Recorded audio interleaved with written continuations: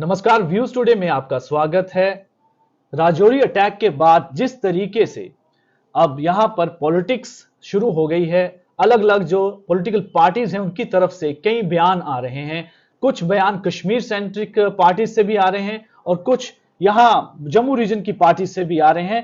तो इन सब में जो है ये सारा मामला एक सियासी भी बनता जा रहा है। और आज इसी विषय पर बातचीत करने के लिए हमारे साथ नेशनल कॉन्फ्रेंस के प्रोविंशियल प्रेसिडेंट रतनलाल गुप्ता जी मौजूद हैं।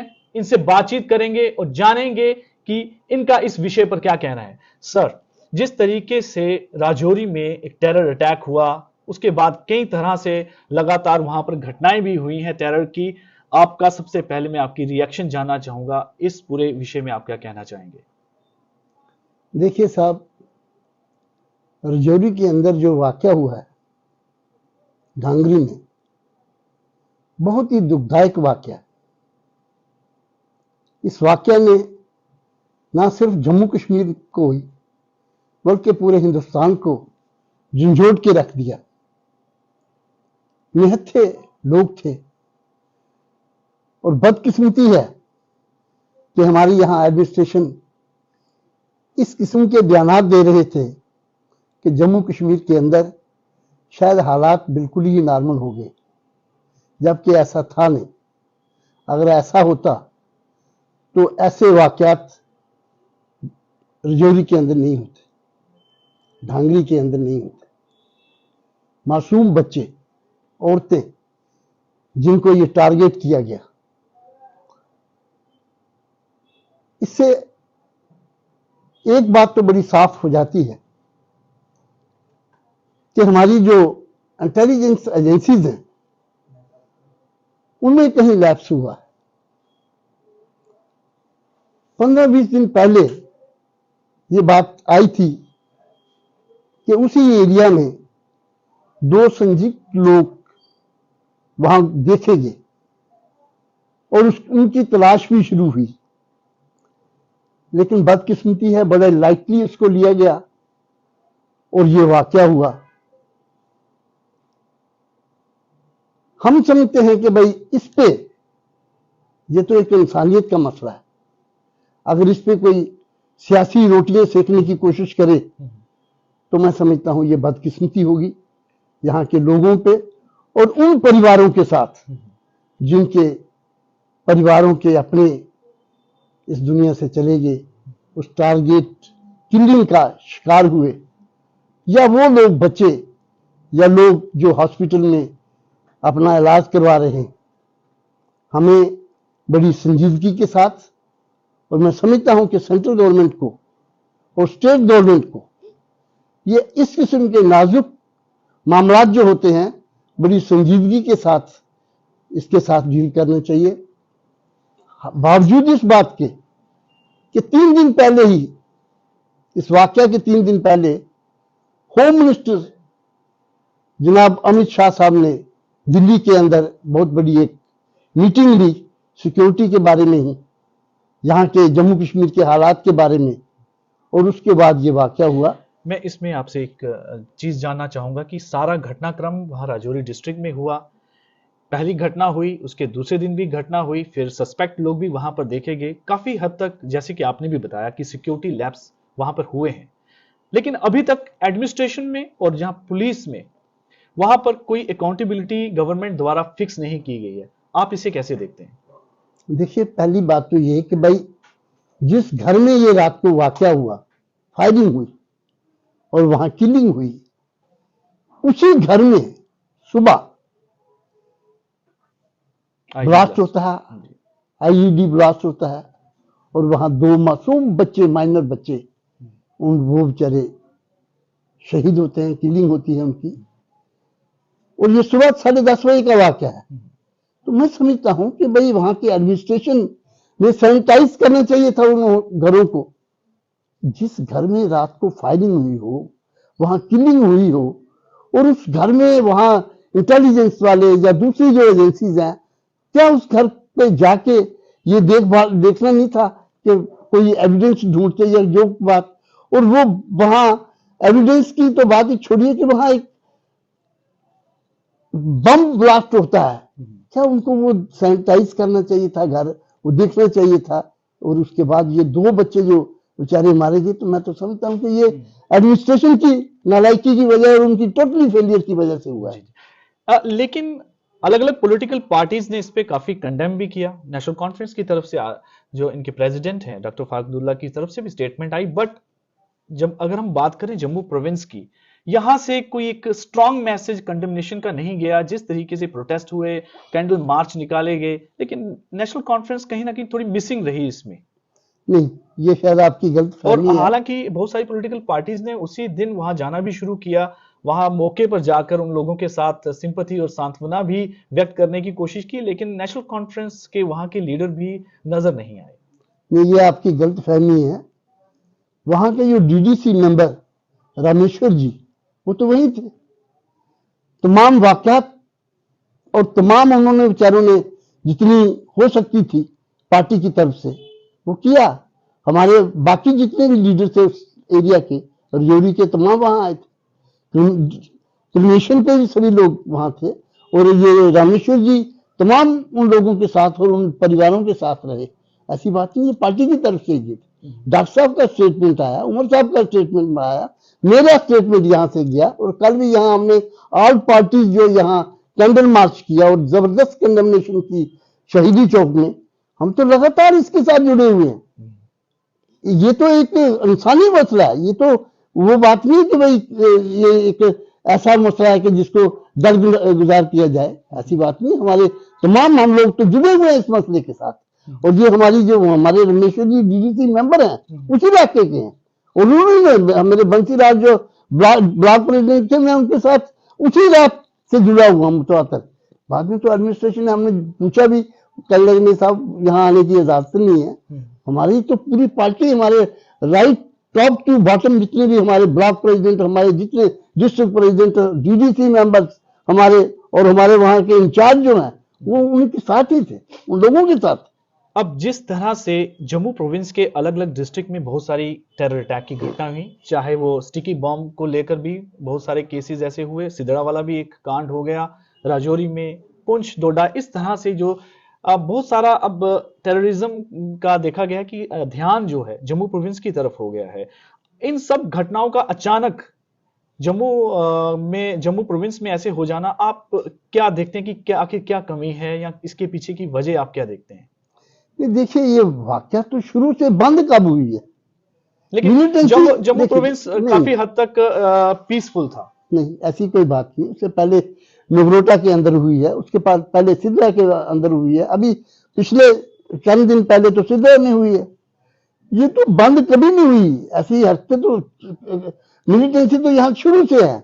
हाँ, एडमिनिस्ट्रेशन की तरफ से ये कहा जाता रहा, और चंद दिन पहले ही एक जम्मावार ऑफिसर ने यहाँ ये कहा कि साहब नहीं, यहाँ जम्मू में तो ऑलमोस्ट मिलिटेंसी खत्म ही हो गई है, और कश्मीर के अंदर भी काफी दम तोड़ रही है। हम समझते हैं कि साहब, ये बड़े सेंसिटिव मसले हैं, इनको आपने बड़े सेंसिटिव तरीके से लेना चाहिए। आपकी इंटेलिजेंस एजेंसी से आपकी अलर्ट होनी चाहिए। ये छोटी छोटी ऐसे स्टेटमेंट देके ये उन लोगों को इससे वो मिलती है, इच्छा मिलती है। वो समझते हैं कि फिर वो कोशिश करते हैं कि हम अपनी प्रेजेंस शो करें, और फिर इस किस्म के वाकयात करते हैं। इसमें कोई शक नहीं है कि जम्मू सूबा के अंदर भी अब मिलिटेंसी पैर पसार रही है। तो हमारा तो यही कहना है सेंट्रल गवर्नमेंट से भी और स्टेट गवर्नमेंट से भी कि साहब, जम्मू कश्मीर की यूटी गवर्नमेंट से भी कि साहब, आप इस मसले को बड़े ध्यान से और बड़े अच्छे ढंग से टैकल कीजिए। ये नहीं कि भाई अभी आज आपने वहां सीआरपीएफ भेज दिए, मतलब ये है। ये 10 दिन पहले भी जा सकती थी, क्योंकि 2 आदमी जब देखेंगे, उनकी ट्रेस आउट नहीं हुए, उसके बाद ये मोटरसाइकिल के साथ 3 आदमी वो देखेंगे, ये वहां नाका पोस्ट पे भी पकड़ा गया, लेकिन अभी तक वो पकड़े भी नहीं गए। तो आप अंदाजा लगाइए, ये बॉर्डर का एरिया है, इसमें ये बातें पहले भी की जा सकती हैं। और आपको एक अच्छे जितने भी मतलब ये जो इस मसले में, इस मिलिटेंसी में, एंटी मिलिटेंसी सिस्टम में जो लोग हैं, बड़े बड़े एक्सपर्ट हैं। ये तो पैरामिलिट्री फोर्सेस और हमारी आर्मी का तो कोई मुकाबला ही नहीं है। कहीं ना कहीं आपको लगता है कि इंटेलिजेंस फेलियर है, जिस वजह से इस तरह की घटनाएं जो हैं लगातार हो रही हैं? ये तो आपके सामने है, इसमें कहने की तो जरूरत ही नहीं है। 15-20 दिन पहले देखे गए लोग तो वो लोग गए कहाँ, 2 लोग भी तभी देखे गए थे, वो कहाँ गए? उसके बाद ये 3 जो अभी नाका पोस्ट में देखे गए वो कहाँ गए? और जिन्होंने ये वाकया किया अभी तक ट्रेस आउट नहीं हुए। तो इंटेलिजेंस एजेंसीज का तो ऑटोमेटिकली कहीं लैप्स है। हम तो यही कह रहे हैं कि साहब इसको अब तंदुरुस्त कीजिए इंटेलिजेंस एजेंसीज को, और इस किस्म के अगर जो वाकया होने के बाद आप स्टेप्स लेते हैं, हम कहते हैं पहले लीजिए, जी जी, पहले इस पे सोच विचार कीजिए अच्छे ढंग से। ये टेक्निकल मसले हैं, ये कोई आम आदमी की बात नहीं कि भाई वो अपना एक्सपर्ट राय देगा, नहीं, बड़े बड़े एक्सपर्ट बैठे हुए हैं, उन पे प्लानिंग बनाइए, और इस किस्म की लॉन्ग टर्म प्लानिंग होनी चाहिए। ये नहीं कि भाई आज शॉर्ट टर्म प्लानिंग करेंगे तो फिर मसले वैसे के वैसे ही रह जाते हैं। लॉन्ग टर्म प्लानिंग चाहिए। आपकी श्रीनगर के सिटी में कई बार वाकये हुए और 2 दिन पहले भी, 3 दिन पहले भी वहां ग्रेनेड अटैक हुआ है। ये इस तमाम बातों को आपके संज्ञान लेना चाहिए, और इसको जो टेक्निकली एक्सपर्ट लोग हैं उनसे राय लेके इनका वो करना चाहिए। अब मैं बात करना चाहूंगा कि जम्मू कश्मीर के पॉलिटिकल जो इस समय सिचुएशन है उसको लेकर मैं आपसे कुछ प्रश्न पूछना चाहूंगा। इसमें मेरा सबसे पहला प्रश्न ये है कि नेशनल कॉन्फ्रेंस आने वाले जो असेंबली इलेक्शन अगर होते हैं तो उसको लेकर किस तरह से प्रिपेयर्ड है। और अगर मैं स्पेशली बात करूं जम्मू प्रोविंस की, पर यह देखा गया कि काफी एक्टिविटीज कम रही हैं नेशनल कॉन्फ्रेंस की। पहले यह देखा गया था कि जो पार्टी के वाइस प्रेसिडेंट हैं उमर अब्दुल्ला साहब, वो काफी यहां पर विजिट करते थे, बहुत सारी रैलीज करते थे, लोगों के साथ उनका और वर्कर्स के साथ बहुत सारा एड्रेस रहता था, जुड़ाव रहता था। लेकिन इस बार ये देखा गया है कि उमर अब्दुल्ला जी काफी कम नजर आए हैं जम्मू प्रोविंस में। आपको क्या लगता है कि क्या कारण है? मुझे समझ नहीं आ रहा है कि भाई आप इसको किस ढंग से कह रहे हैं। जम्मू प्रोविंस के अंदर मैं जब से अभी दोबारा प्रेसिडेंट बना हूं, प्रोविंशियल प्रेसिडेंट, 225 हमारी पब्लिक मीटिंग्स और दूसरी छोटी मोटी मीटिंगें हुई, जिसमें जनाब उमर साहब चुनाव रैली के अंदर गए हैं, मुकम्मल टूर किए उन्होंने। पुंछ डिस्ट्रिक्ट में, राजौरी डिस्ट्रिक्ट में मुकम्मल टूर किए हैं। जनाब फारूक साहब 2 बार पुंछ और राजौरी डिस्ट्रिक्ट का टूर किया है। और डॉक्टर फारूक साहब ने अभी पिछले दिनों में जी किश्तवाड़ डिस्ट्रिक्ट के जो फार फ्लंग एरियाज हैं, मतलब बाड़वन, दक्षिण, उस जैसे लोगों एरिया में नेशनल कॉन्फ्रेंस के डॉक्टर फारूक अब्दुल्ला गए हैं। मुझे आप बताइए कौन लीडर के, कौन सी पार्टी के गए? उसके बाद 2 बार जनाब फारूक साहब ने चुनाव रैली का टूर किए, उमर साहब ने किए हैं, फारूक साहब ने किए हैं। अभी हमारी यहाँ बटोत के अंदर जबरदस्त कन्वेंशन हुई है चुनाव रैली की। और मैं 225 मीटिंगें आपको कह रहा हूं कि हमने बहुत बड़े जलसे, जिसमें बहुत बड़े जलसे, बहुत बड़ी पब्लिक मीटिंगें, हमारी डिस्ट्रिक्ट कमेटी की मीटिंगें हुई, ब्लॉक कमेटी की मीटिंगें हुई है, और ग्रास रूट लेवल तक मैं खुद गया हूं। कोई भी ऐसा जम्मू का कोई ब्लॉक नहीं छोड़ा या कोई कॉन्स्टिट्यूंसी नहीं छोड़ी जिसमें 2-2 बार मैं खुद नहीं गया हूं। मतलब अपने तो हम लोग तो बिल्कुल रेडी है, तैयार हैं। पीपल टू पीपल कांटेक्ट में काफी ज्यादा अभी आप मास कांटेक्ट प्रोग्राम जितना नेशनल कॉन्फ्रेंस ने किया, जी, मुझे नहीं लगता किसी पार्टी ने किया हो। जी, आप कांग्रेस को ले लीजिए, बीजेपी को ले लीजिए, मैं तो पीजी को चैलेंज करता हूं, स्वाय अपने दफ्तर के वो बाहर कभी निकले नहीं है। लेकिन नेशनल कॉन्फ्रेंस एक वाहिद पार्टी, हम तो तैयार हैं। आप कह रहे हैं कितने तैयार हैं? नेशनल कॉन्फ्रेंस की डिमांड कर रही है कि साहब फौरी तौर पर इलेक्शन करवाइए। और इस बार नेशनल कॉन्फ्रेंस जम्मू कश्मीर के अंदर 2/3 मेजॉरिटी लेके आएगी, ये मैं आपको दावे से कह सकता हूं। आज भी इलेक्शन करवा क्यों नहीं रहे? जी जी, वही मैं उसी पर आना चाहूंगा कि इलेक्शंस को लेकर जहां तक बात की जा रही, काफी उम्मीद जताई जा रही कि शायद इसी साल अप्रैल और मई में ये करवाए जा सकते हैं, जिस तरीके से सेंटर से कुछ ऐसे इनपुट्स आ रहे हैं। इसी बीच कुछ डेवलपमेंट्स होती हैं। अगर जम्मू कश्मीर की पॉलिटिक्स के हवाले से अगर हम बात करें कि डेमोक्रेटिक आजाद पार्टी जो बनती है और काफी उम्मीद जताई जाती है कि गुलाम नबी आजाद जो है जम्मू प्रोविंस में और कश्मीर में दोनों में इनकी बैठ है और काफी हद तक यहां पर वो सीट्स ले सकते हैं और सरकार में अपनी एक दावेदारी दे सकते हैं।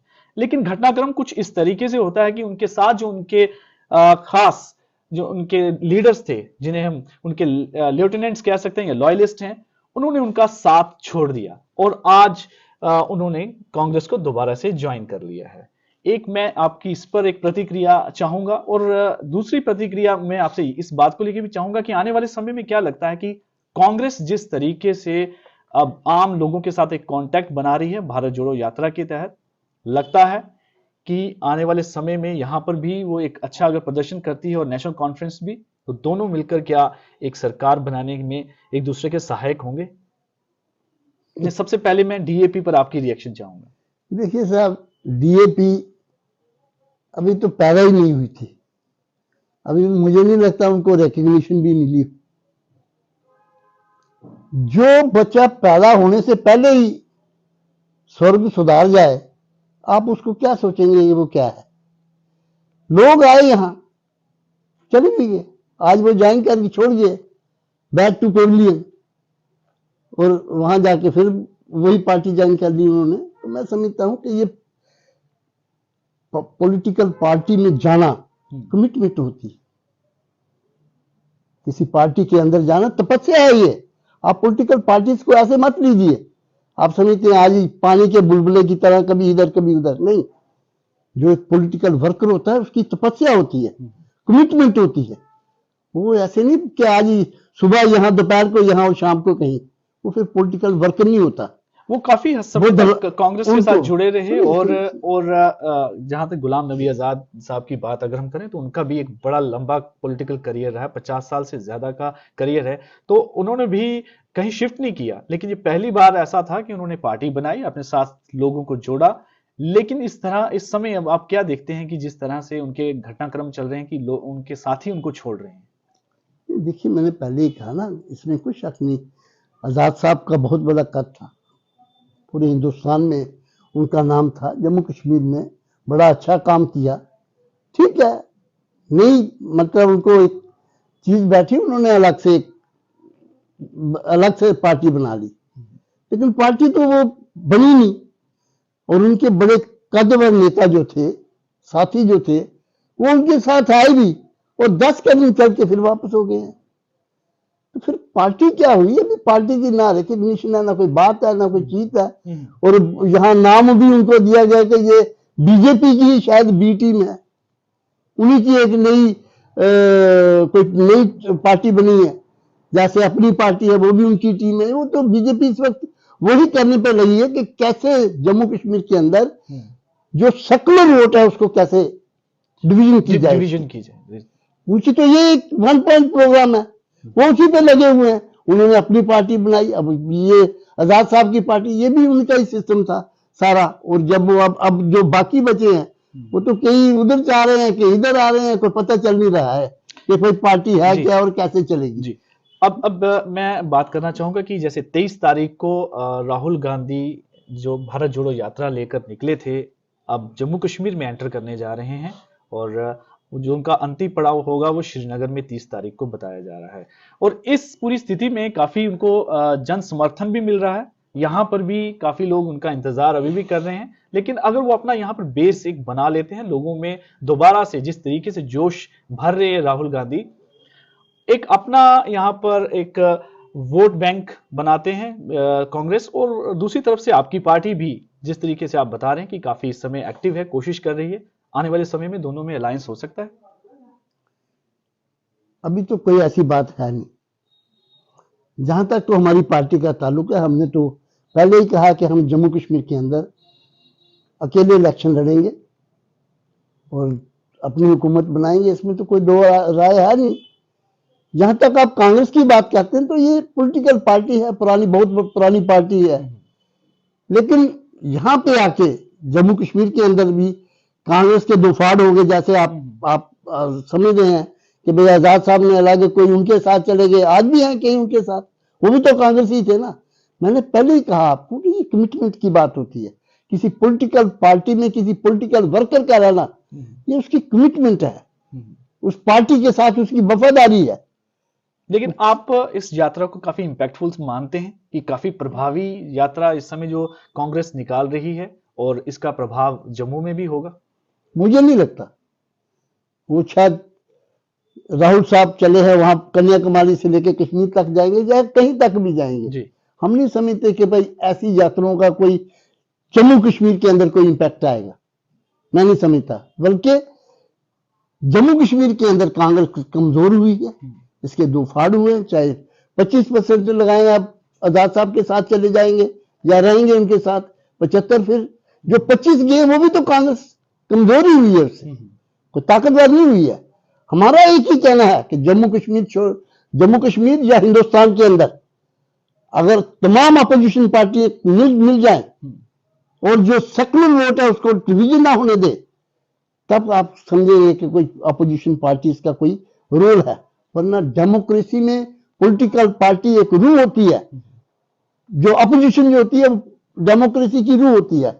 अगर अपोजिशन आपकी कमजोर होगी तो ऑटोमेटिकली उसकी रूह भी जो है कमजोरी हो जाएगी। तो मैं समझता हूं कि डेमोक्रेटिक सेटअप में पार्टी के अंदर लाइनिस्ट होना बहुत जरूरी है, उसकी कमिटमेंट होनी चाहिए वर्कर की, तब पार्टियां आगे चलती हैं। वरना ये पानी के बुलबुले की तरह आती हैं जाती हैं, कई बनी कई चली गई, कोई कह नहीं सकते क्या बनेगा। जी, मेरा आपसे एक अंतिम प्रश्न है, हम आपने इस इंटरव्यू के कंक्लूजन पर हैं कि जिस तरीके से यहाँ पर जम्मू में काफी प्रोटेस्ट डिमॉन्स्ट्रेशन इस समय हो रहे हैं, चाहे वो रहबरे खेल, डेली वेजर्स हैं, रहबरे जंगलात हैं, JKSSB को लेकर भी, और जो एस्पिरेंट्स वहां पर होते थे उनके भी प्रोटेस्ट डिमॉन्स्ट्रेशन काफी चले हैं, और अलग पॉलिटिकल पार्टीज जो उनको समर्थन देने के लिए भी यहां पर आती थी, जहां भी प्रोटेस्ट डिमॉन्स्ट्रेशन का साइट हुआ करती थी। लेकिन नेशनल कॉन्फ्रेंस की तरफ से कभी वहां देखा नहीं गया है कि चाहे आप हैं, क्योंकि जम्मू प्रोविंस के इस समय आप रेजिडेंट हैं, आपकी वहां पर प्रेजेंस नजर हो, उनके साथ एक सपोर्ट हो, इस क्या कारण है ऐसे? देखिए, सबसे पहले बड़ी बात यह है कि भाई जम्मू कश्मीर जहां एडमिनिस्ट्रेशन जो है टोटल फेलियर है उसका। ये जो जितनी बातें आपने कही हैं, चाहे डेली वेजर की हो, चाहे स्कैम्स हुए हों SSB में, चाहे दूसरे जो वाकयात अभी रहबरे खेल का हुआ है, कौन सा दिन ऐसा है जिसमें नेशनल कॉन्फ्रेंस का अहम रोल नहीं रहा है इनमें। मैं तो खुद बैठा हूं कई बार, AFF के FAA के वो जो बच्चे थे उनके साथ तो मैं वहां बैठा था, वहां पे धरनों पे डेली वेजेस के साथ हम कई बार गए हैं। बल्कि FAA के तो मैंने डेपुटेशन डॉक्टर साहब ने सुना है उनको, उनकी बातों को, दिल्ली तक उनकी रसवाई की है, ये नेशनल कॉन्फ्रेंस ने की है। लेकिन होम गार्ड के वालों के साथ हम बैठे हैं जी, लेकिन शायद उतना एक्टिव नजर नहीं आए, उतनी प्रेजेंस जितना कि एक प्रीवियस प्रेसिडेंट साहब, वो तो हर जगह हर समय किसी भी सिचुएशन होती थी वहां पहुंच जाया करते थे। वही उम्मीद कर रहे थे जो प्रोटेस्ट डिमॉन्स्ट्रेशन करने वाले जो एस्पिरेंट्स वहां पे होते हैं, प्रदर्शनकारी हैं, कि शायद यहाँ के जो अभी मौजूदा प्रेसिडेंट हैं, प्रोविंशियल प्रेसिडेंट, वो भी कहीं नजर आए, लगातार नजर आए, इन लोगों के साथ वहां पर मिले। उस चीज की शायद कहीं ना कहीं कमी है। मैं समझता हूँ शायद आप कहीं घूम रहे हैं इस सिलसिले में, जो पहले भी आपने हम लगातार इन प्रोटेस्ट धरनों पे जरूर हुआ करते थे। सुन लीजिए, मैं ये समझ रहा हूँ, जो मैं महसूस कर रहा हूँ इस इंटरव्यू में, शायद इस पूरे क्रम में आप कहीं एब्सेंट रहे हैं, वरना हमारी प्रेजेंस तो हर जगह थी। मैं कल की बात आपको बताता हूँ, परसों की, कल हम गुरुद्वारे में बैठे रहे, ये सामने गुरुद्वारा जो, उसके बाद शाम को हम मोमबत्ती वहां जलाई हमने प्रोटेस्ट में। 2 दिन पहले हम जो नगर कीर्तन रहा उसमें हम थे, नेशनल कॉन्फ्रेंस के हमारे साथी थे। हम का मतलब है नेशनल कॉन्फ्रेंस वहां रही है, और कोई भी ऐसा वाक्य नहीं। मेरे साथ जितने जो बैठे हुए थे सड़कों पे, हमारे साथ जाते रहे हैं। डॉक्टर साहब के साथ मैंने इनको मिलाया है, इनके मेमोरेंडम मैंने दिल्ली पहुंचवाए हैं, मेरे साथ कई बार मीटिंगों में बैठे हैं, मैंने धरने पे खुद बैठा हूं। लेकिन एक बात आप कह सकते हैं, क्योंकि हम डेली वेजर नहीं है इसलिए हम रोज वहां बैठ नहीं सकते, वरना हमने तो इन तमाम जितने भी क्रम बैठे हुए हैं, ये तो एडमिनिस्ट्रेशन की गलती है कि 7 साल 6 महीने हो गया लोग सड़कों पे बैठे हुए, और इस किस्म के इश्यूज बनी इशू हैं, नहीं उठा रही है, नहीं उनको सॉल्व कर रही है। सॉल्व इसलिए नहीं कर रही है कि ये निकम्मे हैं, नकारे हैं। बीजेपी और ये गवर्नमेंट दोनों, बीजेपी और गवर्नमेंट की बात कर रहा हूं मैं, एडमिनिस्ट्रेशन तो गवर्नमेंट है ना, बिल्कुल, तो गवर्नमेंट का फेलियर है, टोटल फेलियर है। कि इतनी बर्निंग पॉइंट, बर्निंग इशू जो हैं आपके साल साल से पड़े हुए हैं। डेली वेजर का साल से मसला है, SSB का जो स्कैम हुए हैं, क्या बच्चों ने क्या गुनाह किया है? सारे स्कैम वाले थोड़ी है जी। तो या 10 या 20 लोगों ने पैसे दिए होंगे, 20-20 लाख या 25-25 लाख। आपने क्या किया? बाहर के लोग थोड़ी थे। तो फिर आपकी वो एजेंसी क्या है? रिक्रूटमेंट एजेंसी क्या थी? ये लोगों को धोखे में रख के और भरम में रख के आप सरकारें नहीं चला सकती, और ना ही आप झूठ बोल के चला सकते हैं। आपका तकिया ही झूठ पे है। तो हमारा ये कहने का मकसद ये है कि साहब, ये जो इश्यूज हैं, बर्निंग इश्यूज जम्मू के हैं, बच्चों की हालत देखिए, जो आपके पढ़े लिखे बच्चे हैं, रेट जो अनएम्प्लॉयमेंट का क्या है, पहले 7% था, आज 24 को क्रॉस कर गया। क्या बताएंगे आप लोगों को? बच्चों को क्या बताएंगे? इनका फ्यूचर क्या है? ये तो नशे की तरफ जा रहे हैं। और 5 अगस्त 2019 को अमित शाह जी ने पार्लियामेंट के हाउस के अंदर कहा था कि जम्मू कश्मीर के अंदर हम इतनी इंडस्ट्रियलाइजेशन कर देंगे, इतना पैसा इन्वेस्ट कर देंगे कि कोई आदमी वहां बेकार नहीं होगा। आज हालत क्या है? कितना पैसा आया है? कौन सी इंडस्ट्री लगी है? ये हम पूछते हैं। चलिए, उम्मीद करते हैं कि नेशनल कॉन्फ्रेंस आने वाले समय में जम्मू कश्मीर के पॉलिटिकल धरातल पर एक अच्छा काम करे और जहां सरकार बनाए और शायद जो लोगों की समस्याएं हैं उनको दूर करे। व्यूज टुडे के साथ के लिए साथ बातचीत करने के लिए सर बहुत बहुत धन्यवाद। Thank you. आपने जैसे अभी सुना कि ये थे नेशनल कॉन्फ्रेंस के प्रोविंशियल प्रेसिडेंट रतनलाल गुप्ता जी। इन्होंने हर एक मुद्दे पर काफी अपनी बात रखी, चाहे वो इस समय पॉलिटिकल जो सिचुएशन राजौरी में बनी हुई है या यहाँ की बेरोजगारी को लेकर है, और जो बच्चे जो जितने भी इंप्लॉइज इस समय प्रोटेस्ट डिमॉन्स्ट्रेशंस कर रहे हैं उसको लेकर भी कहा है कि नेशनल कॉन्फ्रेंस उनके साथ है और आने वाले समय में भी उनके साथ रहेगी। कि जल्द से जल्द एक डिमांड भी उन्होंने रखी है सरकार के साथ कि आने वाले समय में असेंबली इलेक्शन जल्द से जल्द करवाए जाएं, ताकि लोगों को उनकी एक डेमोक्रेटिक तरीके से चुनी हुई सरकार मिल सके और वो लोगों के मसले हल कर सकें।